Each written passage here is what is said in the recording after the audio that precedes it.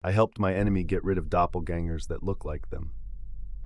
I have always been afraid whether there were any doppelgangers that have copied me.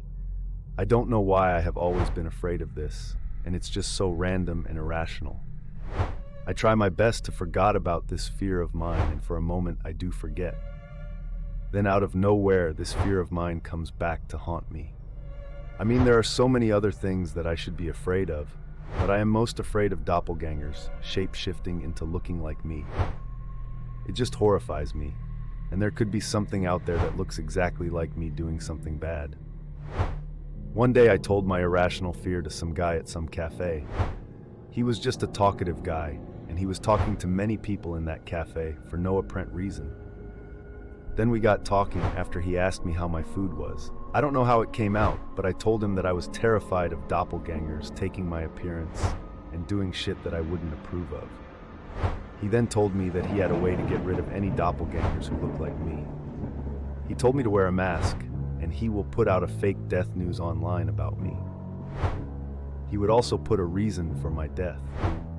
Then, when he put out a fake death news online, the actual angel of death gathered up anything that looked like to take into the afterlife. This is why this guy told me to wear a mask. I saw dead doppelgangers that looked like me in various places, and I couldn't believe it.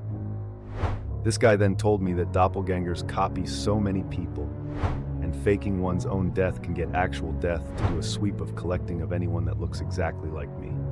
I then started doing it myself, and I started creating fake death reports online, and then wearing a mask to cover my looks.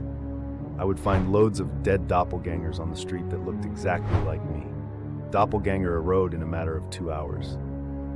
Then I decided to help someone that I didn't like and get rid of doppelgangers that looked like them. The first time I showed him and put out a fake death report online, I put a mask over his head.